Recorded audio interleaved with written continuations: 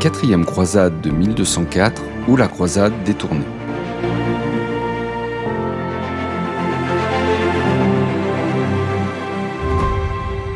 Bonjour à tous.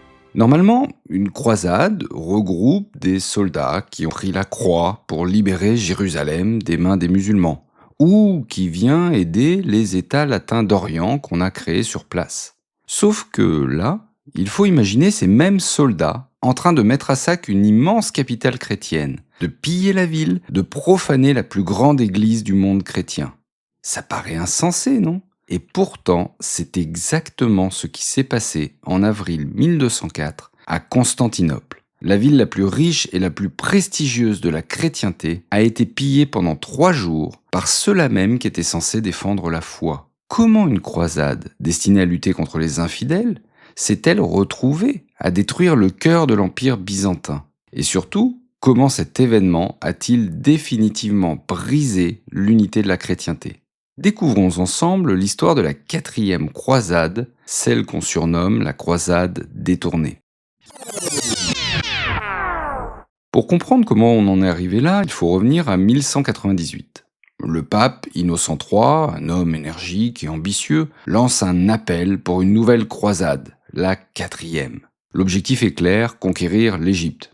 Pourquoi l'Égypte ? Parce que c'est la clé du monde arabo-musulman. Cette région est riche, fertile, et surtout, elle pourrait servir de monnaie d'échange pour récupérer Jérusalem, tombée aux mains de Saladin en 1187.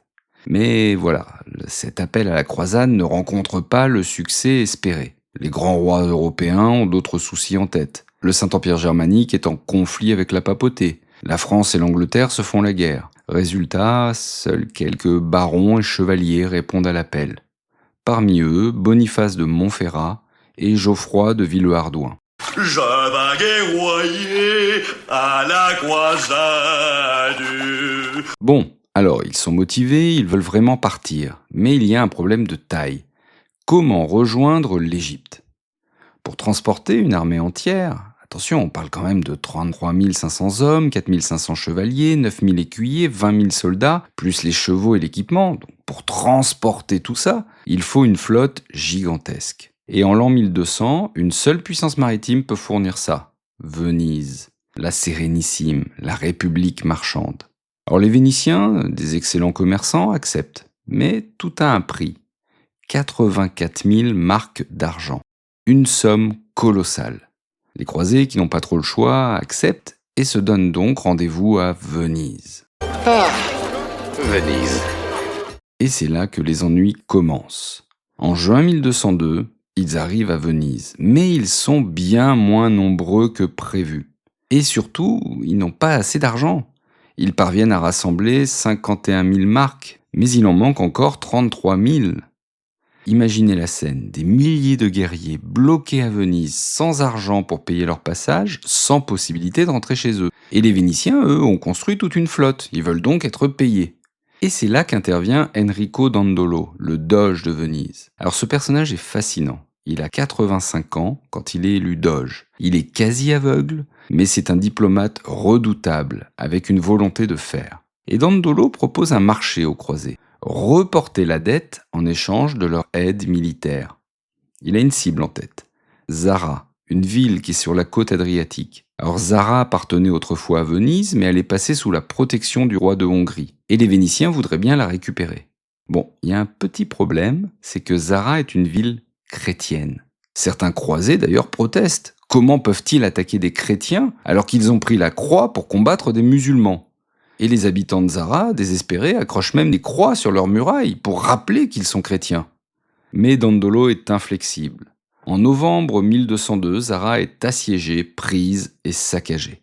Alors le pape Innocent III est furieux. Il excommunie tout le monde. Excommunier, ça veut dire rejeter hors de la communion des chrétiens. Ils ne sont plus considérés comme chrétiens. Dandolo, les Vénitiens, les croisés. Alors, certes, il va finir par pardonner aux croisés. Il plaide qu'il n'avait pas vraiment le choix. Mais il maintient l'excommunication contre les Vénitiens. Ça devrait s'arrêter là, non ? En fait, non. Parce que les soldats de Dieu viennent de franchir une ligne. Ils se sont transformés en mercenaires. Et l'histoire ne fait que commencer. Arrive alors un jeune prince byzantin. Nous sommes en janvier 1203. C'est le moment où les croisés hivernent à Zara. Ce jeune homme s'appelle Alexis Ange. Il a une vingtaine d'années et il a une histoire tragique à raconter. En 1195, son père, l'empereur Isaac II de Byzance, a été renversé par son propre frère Alexis III. Isaac a été aveuglé, c'est une pratique courante à Byzance pour empêcher un empereur déchu de revenir au pouvoir. Et il a été jeté en prison. Et le jeune Alexis, lui, a réussi à s'enfuir. Et Alexis va faire une proposition incroyable aux croisés.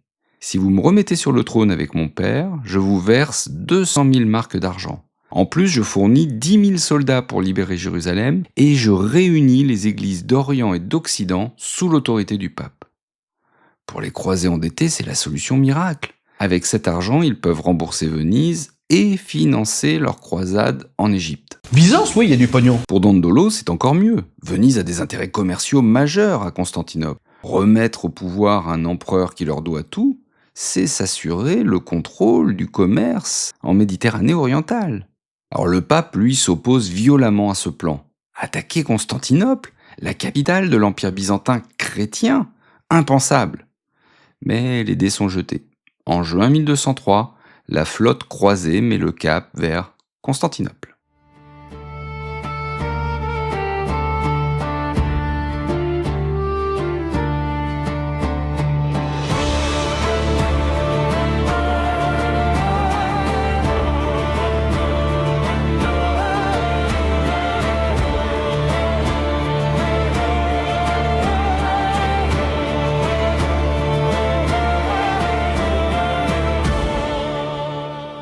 Constantinople, en 1203, c'est donc la ville la plus riche, la plus peuplée, la plus prestigieuse de toute la chrétienté. Paris, Londres, ce sont quasiment des villages à côté.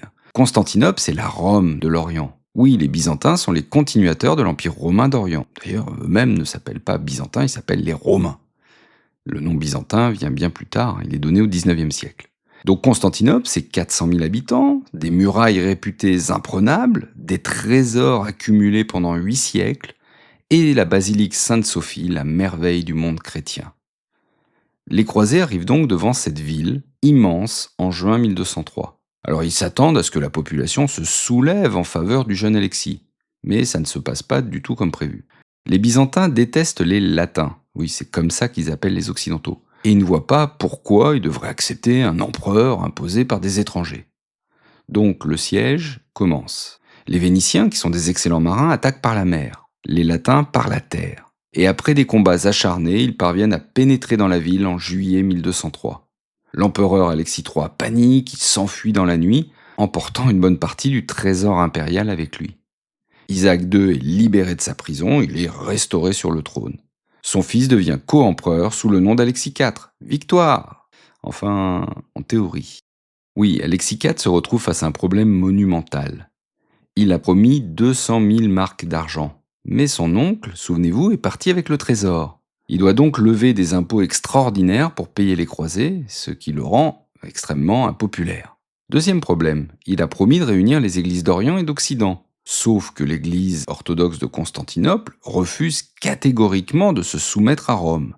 Les querelles théologiques entre les deux branches du christianisme, les catholiques, et ceux qu'on va appeler un peu plus tard orthodoxes, durent en fait depuis des siècles.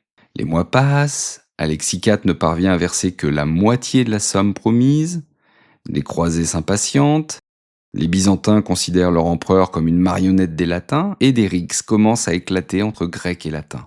En août 1203, un groupe de Latins attaque une mosquée dans un quartier de Constantinople. Oui, il y avait une petite communauté musulmane dans la ville. L'incendie qui s'ensuit ravage une grande partie de la ville et les habitants accusent les croisés. La situation devient explosive. Et puis arrive l'inévitable. En janvier 1204, un lointain cousin d'Alexis IV, Alexis Doukas, surnommé Murzuphle, ça signifie en grec « dont les sourcils se rejoignent », organise un coup d'État. Alexis IV est arrêté, puis étranglé le 8 février 1204. Il a régné à peine 6 mois. Son père, Isaac II, meurt peu après en prison, peut-être de peur, peut-être de chagrin. Murzuphle, celui dont les sourcils se rejoignent, devient donc l'empereur Alexis V. Et sa première décision ? Renforcer les murailles et refuser de payer quoi que ce soit aux croisés. Alors évidemment, ils sont furieux, ils ont investi des mois, ils ont investi des ressources, leur débiteur est mort, et le nouvel empereur leur claque la porte au nez. Donc dans le camp des croisés, en mars 1204, l'ambiance est électrique. Dandolo, toujours aussi rusé malgré ses 90 ans passés, propose d'aller plus loin. Pourquoi finalement ne pas prendre Constantinople pour eux-mêmes ? Les chefs croisés se réunissent, ils ont besoin d'une justification morale. Ben là voilà, les Byzantins sont des schismatiques qui refusent l'autorité du pape et des traîtres qui ont assassiné leur empereur légitime. Certains vont même jusqu'à les traiter de pire que des juifs, comble de l'insulte médiévale.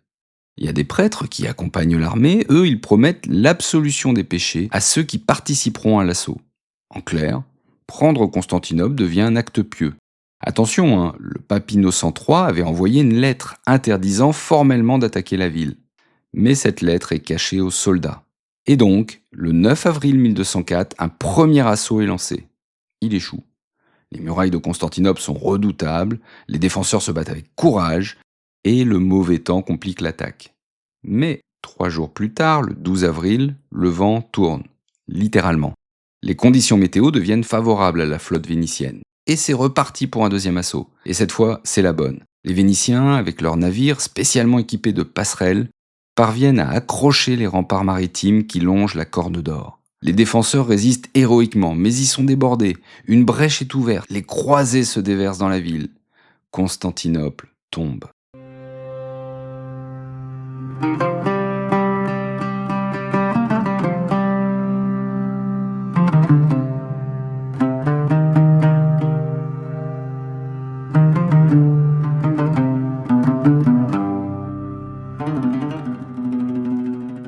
Ce qui se passe ensuite est l'une des pages les plus sombres de l'histoire médiévale. Pendant 3 jours, Constantinople est livrée au pillage. 3 jours de cauchemar. Les croisés tuent, violent, pillent, sans distinction d'âge ni de sexe. Le sang chrétien inonde les rues de la capitale de la chrétienté d'Orient. L'historien byzantin Niketas Choniates, témoin des événements, nous a laissé un récit glaçant. Il décrit la profanation de Sainte-Sophie, qui est alors la plus grande église du monde chrétien. Les croisés brisent les autels, volent les calices sacrés, jettent les reliques des saints dans la boue. Et voici le pire, il faut entrer les mulets et les chevaux directement dans la basilique pour remporter le butin. Les animaux glissent sur le sol de marbre, souillent l'église de leurs excréments. Choniates écrit une phrase terrible, je le cite, « Les Sarrasins, lorsqu'ils étaient maîtres de Jérusalem, ont usé de moins d'impiété. » Imaginez le traumatisme. Pendant des siècles, Constantinople a été le rempart de la chrétienté contre les invasions venues d'Orient. Et voilà que ce sont d'autres chrétiens qui la détruisent. Le butin est colossal. On estime sa valeur à 900 000 marks d'argent. Venise récupère une part énorme du trésor. Des œuvres d'art inestimables sont embarquées vers l'Occident. Et après le sac, les croisés et les Vénitiens se partagent l'Empire byzantin comme un gâteau. Un empire latin de Constantinople est créé. Il dure jusqu'en 1261, pas très longtemps donc en fait, une grosse 50aine d'années. Mais regardons la part de Venise. Dandolo négocie brillamment. Venise obtient 3/8 de l'Empire romain d'Orient. 3/8. La Sérénissime contrôle désormais les ports clés, les îles stratégiques, les routes commerciales. Et Dandolo meurt à Constantinople en mai 1205, à plus de 90 ans. Il s'était arrogé le titre incroyable de « souverain des 3/8 de l'Empire romain ». Pour le doge d'une république marchande, c'est pas mal. Et Venise rapporte chez elle un butin considérable. Ces colonnes que vous voyez là ont été rapportées comme butin de guerre, après le pillage de Byzance durant les croisades. Parmi les trésors, il y a 4 magnifiques chevaux de bronze sculptés dans l'Antiquité et qui se trouvaient dans le célèbre hippodrome de Constantinople. Alors ces statues, ramenées dans des conditions assez rocambolesques, manquent même de couler avec leurs bateaux, ornent aujourd'hui la basilique Saint-Marc à Venise. D'ailleurs, si vous allez à Venise, vous pourrez regarder au-dessus de la basilique, on voit très bien ces chevaux. Enfin, des répliques. Les originaux sont protégés à l'intérieur pour éviter qu'ils ne s'abîment. Ces chevaux sont un témoignage direct de ce pillage d'il y a plus de 800 ans. Et la croisade en Égypte n'a jamais lieu. Les croisés s'installent à Constantinople, se disputent les territoires, se battent contre les Grecs qui résistent. L'objectif initial, libérer Jérusalem, est complètement oublié.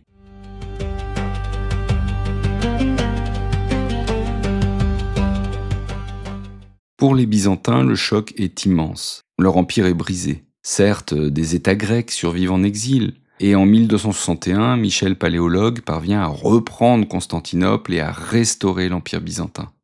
Mais il ne se remet jamais vraiment de ce coup de 1204. Affaibli, morcelé, appauvri, il végète pendant 2 siècles encore avant de tomber définitivement aux mains des Turcs ottomans en 1453. Certains historiens pensent même que le sac de 1204 a justement empêché l'Empire byzantin de résister aux Turcs.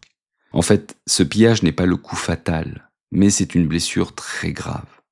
Mais au-delà des conséquences politiques, c'est la rupture religieuse qui est définitive. Les chrétiens orthodoxes ne pardonnent pas. Pour eux, 1204 consomme le schisme entre l'Église catholique et l'Église orthodoxe, déjà entamé depuis la double excommunication de 1054. D'ailleurs, en 2004, 800 ans après les faits, le pape Jean-Paul II demande pardon au patriarche de Constantinople pour le sac de la ville. C'est vous dire si la blessure est profonde. La 4e croisade nous rappelle en fait une leçon amère. Les motivations religieuses peuvent facilement masquer des intérêts bien plus terrestres. Des soldats qui prétendaient servir Dieu ont fini par massacrer d'autres chrétiens pour de l'argent. Et pour Constantinople, en tout cas, l'aide militaire occidentale, tant espérée, s'est transformée en la pire catastrophe de son histoire millénaire. Merci d'avoir écouté cet épisode.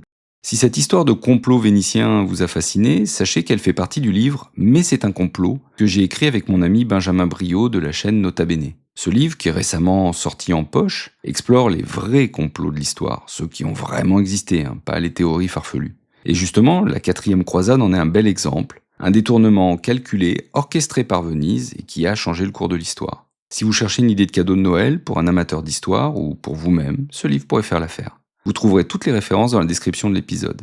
Si cet épisode vous intéressait, vous pouvez aussi soutenir le podcast en laissant une note, un commentaire sur votre plateforme préférée, ou vous abonner au podcast si ce n'est pas fait, c'est gratuit et vous ne louperez aucun épisode. Je lis tous vos commentaires avec grand plaisir. Et on se retrouve très bientôt pour une nouvelle page d'histoire.